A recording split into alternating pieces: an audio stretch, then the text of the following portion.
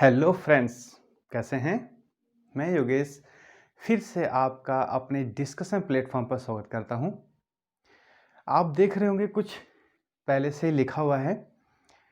तो जैसा हम लोगों ने पहले डिस्कस किया था कि आज जो हम लोग डिस्कस करेंगे, कि आज बोट वाला थोड़ा सा कॉन्सेप्ट आपसे डिस्कस करें। थोड़ा सा छोटा सा कॉन्सेप्ट है, बोट वाला कॉन्सेप्ट डिस्कस करेंगे। अब उस बोट वाले में क्या क्या टर्म्स यूज होते हैं वो हमको देखना है। छोटा सा है, चलिए स्टार्ट करते हैं जल्दी से। तो सबसे पहले हम इस क्वेश्चन पे तो बाद में आएंगे। हम सबसे पहले उसमें दो टर्म यूज होते हैं बोट वाले में। एक होता है भैया आपका अप स्ट्रीम और एक आपका भैया डाउन स्ट्रीम। ठीक है, अब इसको जरा हिंदी में लिख लेते हैं।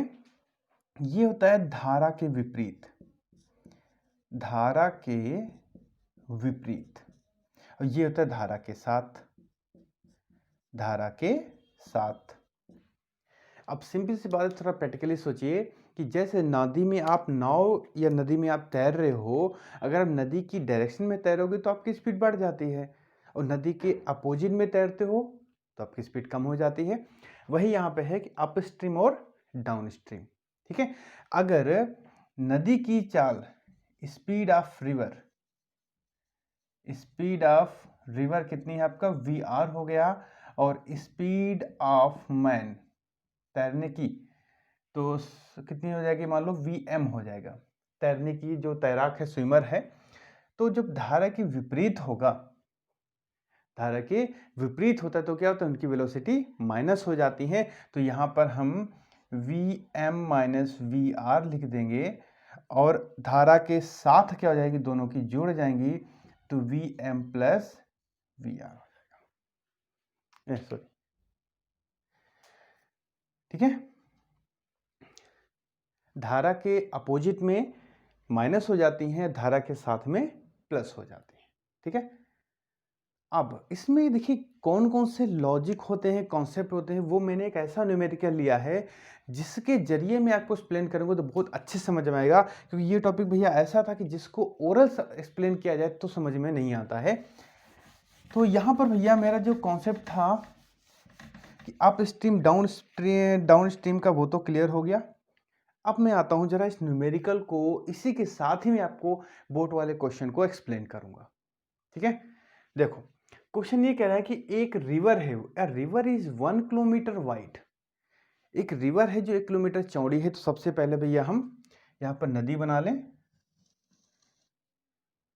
ये मैंने बना दी नदी, जो है आपकी 1 किलोमीटर चौड़ी है, 1 किलोमीटर चौड़ी है। ठीक है, क्वेश्चन कैसे सॉल्व करना है ये भी जरा देखिएगा। क्वेश्चन जैसे जैसे जो जो कहता जाए मैं वहां करता चला जाऊंगा। कह रहे हैं कि 1 किलोमीटर चौड़ी है नदी, तो मैं नदी बना दी। Velocity of river water is 3 kilometre per hour. नदी इधर बह रही है, तो यहां मैं लिख लूंगा कि VR इज इक्वल टू कितना होगा भैया, 3 किलोमीटर पर आवर। ठीक है, रिवर की। फिर कह रहे हैं a man swims perpendicular to the water current with velocity of 4 kilometre per hour in silent water. मतलब जो आदमी की जो स्पीड है, आदमी की जो स्पीड है वो कितनी है भैया, इसको हम VM लिख दें, कितना है आपका 4 किलोमीटर पर आवर। ठीक है, सही है। साइलेंट मतलब जब पानी रुका हुआ होता है तब उसकी स्पीड इतनी है। अब पानी के बहाव के साथ बहेगा तो स्पीड उसकी कुछ और हो जाएगी, पानी के बहाव से विपरीत अगर तैरेगा तो उसकी स्पीड कुछ और हो जाएगी। उसके बाद इतनी चीजें कैलकुलेट करवा रहा है। मोस्टली नाव वाले क्वेश्चंस में इतनी चीजें ही पूछी जाती हैं। ठीक है, अब देखो, तो यहां पर मैंने 2 पॉइंट ले लिया, एक पॉइंट ये ले लिया, एक पॉइंट ये ले लिया। इसको A नाम दे दिया, इसको B नाम दे दिया। तो इसको मैं ऐसे खींच दूं। ठीक है, अब पानी का बहाव है इधर की तरफ, जब वो तैरेगा, जब मान लो वो तैरेगा तो वो अब डायरेक्ट यहाँ तो नहीं निकलेगा, किधर निकलेगा, वो कहीं पानी के बहाव के साथ इधर की ओर चला जाएगा और यहाँ कहीं पर सी डायरेक्शन में वो सी पॉइंट पर निकलेगा जाकर के। ये हमको पता है कि अगर हम ऐसे तैरते हैं तो कहीं पर हम यहाँ निकलते हैं जाकर के, ठीक है। ये तो भाई जो नदी या नहर जो गांव में होती है वहां तैरे होंगे उनको पता होगा ये वाला चीज। अब आते हैं पहले क्वेश्चन पे, कह रहे resultant velocity of man. Resultant velocity, अब देखिएगा ये जो है वो है आपकी रिवर की स्पीड, ये जो पोर्शन ये वाला है ये है आदमी की स्पीड शांत जल में, इन साइलेंट वाटर, ठीक है। पानी रुका है तब वो इधर थोड़ी ना तैरेगा, वो तो सीधे ही क्रॉस कर जाएगा। जब पानी रुका है तब उसकी स्पीड है इतनी, जब पानी जो चल रहा है उसकी स्पीड है इतनी। रिजल्टेंट निकालना है तो भैया ये जो है v, ये है v resultant velocity of man, क्योंकि पानी भी चल रहा है रुका नहीं है, तो अब आदमी इधर थोड़ी ना जाएगा, वो जाएगा यहां पर, तो वहां पर नदी अपना असर दिखाएगी। अब ये हो गया डाउन स्ट्रीम, तो यहां पर इसकी रिजल्टेंट स्पीड कैसे निकालें, देखो भैया यहाँ पे एंगल कितना बन गया 90, तो रिजल्टेंट स्पीड भैया यहां से कैसे निकालते हैं, तो फॉर्मूला देखो v equal to under root vm square plus vr square, ठीक है। इस फॉर्मूले से हम लोग उसकी रिजल्टेंट वेलोसिटी निकाल लेते हैं, तो कितना आ जाएगा रिजल्टेंट वेलोसिटी मैन की 4 स्क्वायर प्लस 3 स्क्वायर, ये हो जाएगा 5 किलोमीटर पर आवर। मतलब अब आदमी की जो रिजल्टेंट वेलोसिटी हुई इस डायरेक्शन में वो कितनी, 5 किलोमीटर पर आवर, ठीक है। तो अब देखो ये है नदी की बहने की, नदी की चलने की डायरेक्शन, ये है शांत जल में आदमी की चलने की डायरेक्शन, और ये क्या है जब नदी चल रही है उसमें जब आदमी तैरेगा तो उसकी रिजल्टेंट डायरेक्शन। क्लियर। तो अब पहला अगर रिजल्टेंट वेलोसिटी अब मान आता है तो हम इस तरीके से निकाल लेते हैं। दूसरा क्या कह रहा है, दूसरा कह रहा है कि time taken by man to cross the river in minimum time. अब ध्यान दीजिएगा कि आदमी को अगर कम से कम समय में नदी को क्रॉस करना है तो हमेशा वो धारा के परपेंडिकुलर दिशा में उसको तैरना पड़ेगा। धारा के परपेंडिकुलर दिशा में, जैसे नदी बह रही है ऐसे, तो आपको सिंपली से फिगर से देखने पता लग रहा होगा कि अगर हम बिल्कुल परपेंडिकुलर ए से बी की तरफ सीधे चले जाएं तभी वो मिनिमम टाइम हमको लगेगा, ए से जाएंगे तो फिर मिनिमम टाइम नहीं लगेगा वहां पर, ठीक है। तो आपको ये पता होना चाहिए कि मिनिमम समय में अगर हमको नदी को क्रॉस करना है तो हमको जस्ट उसके परपेंडिकुलर डायरेक्शन में तैरना पड़ेगा, ठीक है। यानी कि ए बी कितना है 1 किलोमीटर, मतलब 1 किलोमीटर को आदमी की स्पीड कितनी है 4, यानी कि 1 किलोमीटर को 4 किलोमीटर की स्पीड से कवर करने में जितना टाइम लगेगा वो होगा उसका मिनिमम टाइम, कम से कम समय में उतना टाइम लगेगा, ठीक है। तो यहां पर हम क्या लिखेंगे, time taken by the man in crossing the river in minimum time, तो मिनिमम टाइम में यहां लिख देंगे अलोंग ए बी, ठीक है। मिनिमम टाइम में क्या हो जाएगा, अलोंग ए बी की डायरेक्शन में हमको जाना पड़ेगा, तो हमको क्या चाहिए, टाइम चाहिए, तो क्या होता है चाल बराबर दूरी बटे समय, समय बराबर दूरी बटे चाल हो जाएगा। दूरी कितनी है 1 किलोमीटर अपन चाल कितनी है 4 किलोमीटर पर आवर। अब यहाँ पे नदी की चाल से हमको मतलब नहीं है, हमको तो आदमी, क्योंकि आदमी तो नदी को क्रॉस करेगा, तो हमको आदमी से मतलब है, तो ये आ गया भैया आपका 1/4 आवर, यानी कि उसको कम से कम 1/4 घंटा लगेगा। 1/4 आवर उसको नदी को क्रॉस करने में मिनिमम टाइम लगेगा, इससे कम तो हो ही नहीं सकता, इससे ज्यादा ही होगा, कम नहीं होगा, ठीक। तो दूसरा पॉइंट भी आपको क्लियर हो गया। तीसरा पॉइंट पे आते हैं, डायरेक्शन ऑफ रिजल्टेंट वेलोसिटी। ये क्वेश्चन भी आपका सही है। जब हम रिजल्टेंट वेलोसिटी, आपको पता है एसी की जो डायरेक्शन है वो है रिजल्टेंट वेलोसिटी की डायरेक्शन। अब हम इसकी डायरेक्शन बताएंगे कैसे, तो हमेशा ध्यान रखिएगा कि जो रिजल्टेंट वेलोसिटी की डायरेक्शन है वो नदी के किनारे से बताई जाती है। मतलब ये जो एंगल है, ये वाला थीटा, ये हमको हमेशा बताना होता है। ठीक है, ध्यान दीजिएगा कि नदी के किनारे से उसकी डायरेक्शन कितनी है, बैंक ऑफ द रिवर से उसकी डायरेक्शन कितनी, ये थीटा बताया जाता है। यही कहा जाता है डायरेक्शन ऑफ रिजल्टेंट वेलोसिटी। तो यहां पे हम भैया क्या लिख देंगे, थीटा। ठीक है, अभी कैसे बताएंगे ये देख लो जरा। ये दोनों लाइन पैरेलल हैं, तो ये थीटा है, तो ये भी भैया थीटा हो गया।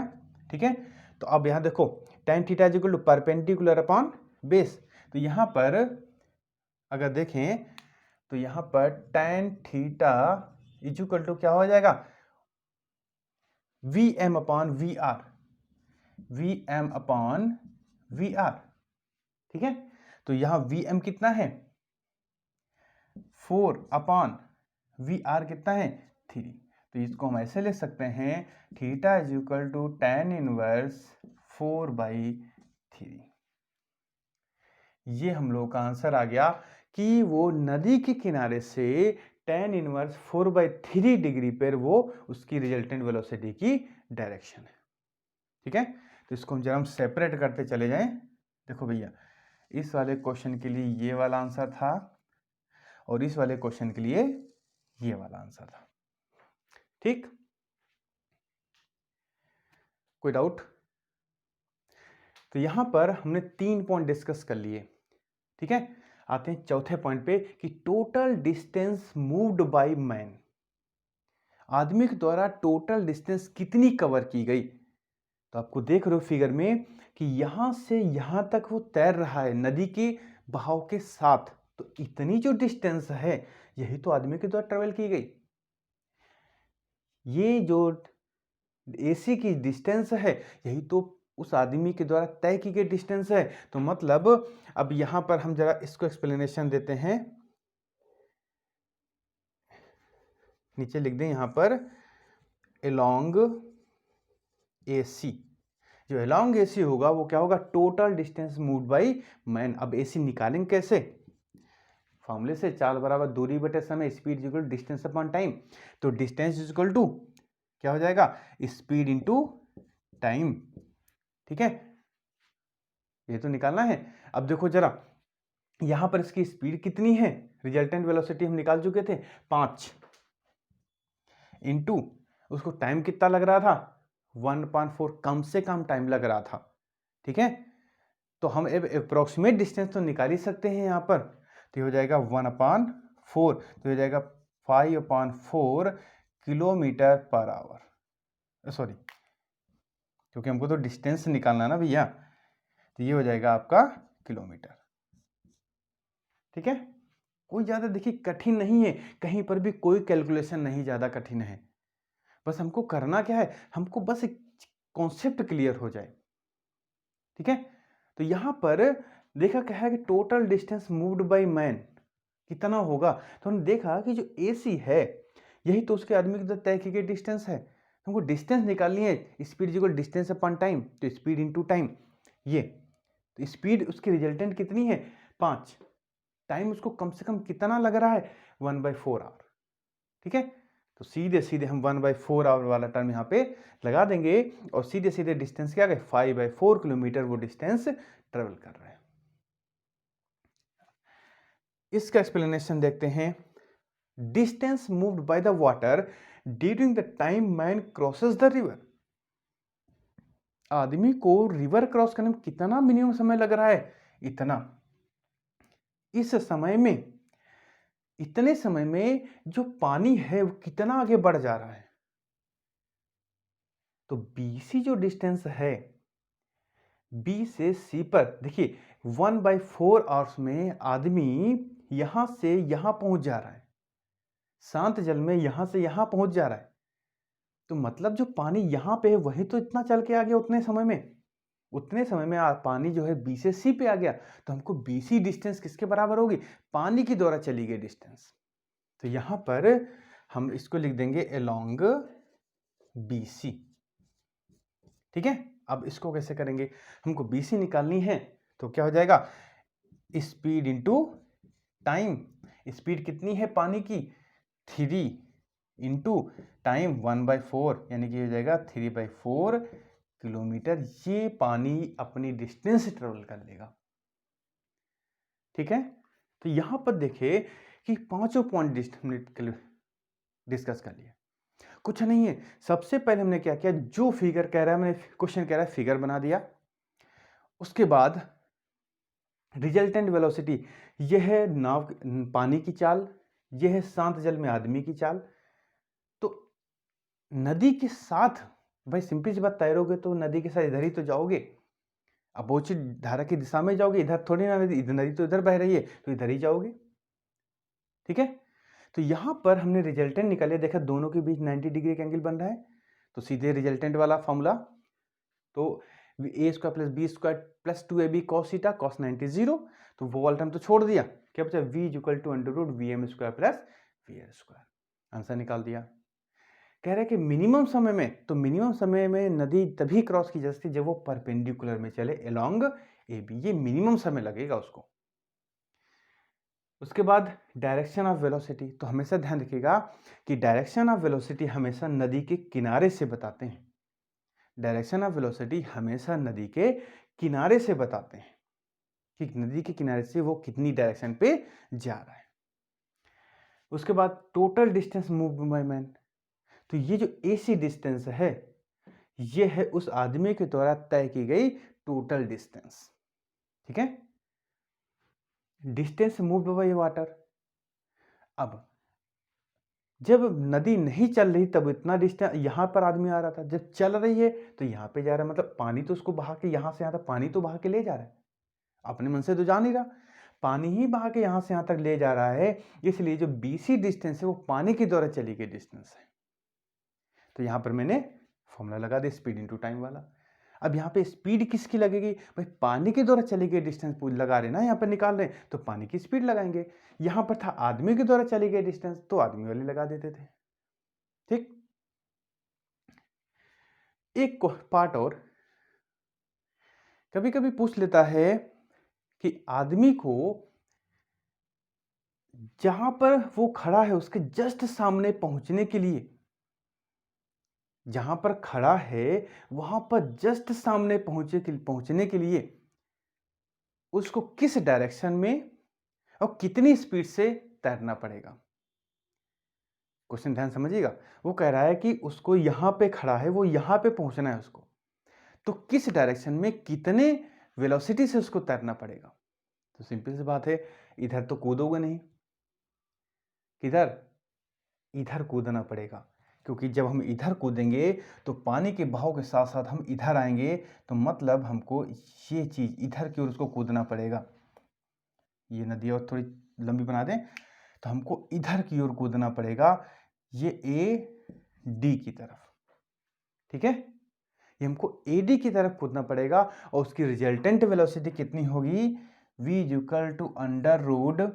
क्या हो जाएगा भैया, vm² - vr²। ठीक है,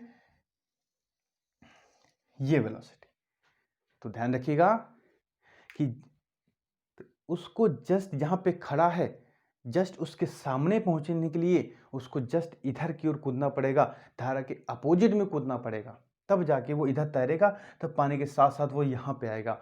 तो कितनी वेलोसिटी से वो तैरेगा, तो v = √vm² - vr²। माइनस क्यों, क्योंकि वो धारा के अपोजिट में है।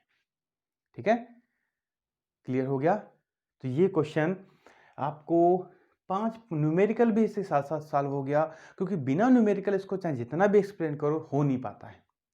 ठीक है, तो आई थिंक आपको इसमें कोई कन्फ्यूजन नहीं होगा। ज़्यादातर आपसे भैया ये सेकेंड पॉइंट ही पूछ लेते हैं कि मिनिमम समय में इसको, देखिए बहुत सारी न्यूमेरिकल वैल्यू भी दी होंगी। ठीक है, कहेगा कि ईस्ट टू वेस्ट नदी बह रही है। जैसे अगर हम सिंपल से एग्जाम्पल ले लें, यहाँ पर ये है नॉर्थ, ये है साउथ, ये है ईस्ट, सॉरी हाँ ये मान लेते हैं ये वेस्ट है, लिखे ई है, ये वेस्ट है, ये ईस्ट है। ठीक है, अब कह रहा है कि नदी ईस्ट टू वेस्ट बह रही है। ठीक है भैया, हम नदी का बहाव इधर दिखा देते हैं। आदमी जो साउथ में खड़ा है, यहाँ पे खड़ा है, मिनिमम समय में नदी को क्रॉस करना है। सभी की स्पीड बता देगा, नदी की स्पीड इतनी है, आदमी की स्पीड इतनी है, डिस्टेंस उतनी है, नौटंकी बताएगा बहुत ज़्यादा। तो आपसे पूछेगा बताओ मिनिमम समय में उसको नदी को क्रॉस करना है तो वो किस डायरेक्शन में कूदना चाहेगा। तो आपको पता है कि मिनिमम समय में अगर उसको नदी क्रॉस करना है तो सीधे परपेंडिकुलर डायरेक्शन में उसको जाना रहता है। तो किधर जाना रहेगा? सीधे टुवर्ड्स नॉर्थ की तरफ सीधे कूदे वो। यही एक इकलौता तरीका होता है। बाकी किसी भी डायरेक्शन में अगर कूदता है तो हमेशा टाइम ज़्यादा लगेगा। ठीक है, और आता बस आंसर क्या? Towards north. कोई कैलकुलेशन नहीं है। और बच्चे क्या कहते हैं, अरे यार वैल्यू दी है तो कैलकुलेशन तो होगा ही होगा। ठीक है, तो कोई कैलकुलेशन नहीं, बस कॉन्सेप्ट क्लियर होना चाहिए। तो आई थिंक आपको नदी, ये जो वोट वाले क्वेश्चन है, वोट वाले, वो सारे आपके लगभग ये कॉन्सेप्ट जो मैं क्लियर करना चाहता था वो क्लियर हो गया होगा। ठीक है, तो बेटा आज की इस छोटी सी वीडियो में बस इतना ही। फिर हम लोग नेक्स्ट वीडियो में मिलेंगे आपको वेक्टर्स और स्केलर्स के साथ में कुछ डिस्कशन करने के लिए। तब तक के लिए भैया बने रहिए चैनल पर। जो नए हैं वो सब्सक्राइब भी करते रहिए चैनल को, जिससे जो मैं वीडियो अपडेट करता हूँ नोटिफिकेशन आपको मिले। और नोटिफिकेशन जब मिले उनको देखें, अपना कॉन्सेप्ट जो क्लियर करें, और कोई डाउट हो तो तुरंत वहाँ पर हमसे पूछ लें। ठीक है, तो इसी के साथ ही भैया फिर मिलेंगे नेक्स्ट वीडियो में। तब तक के लिए take care and bye bye.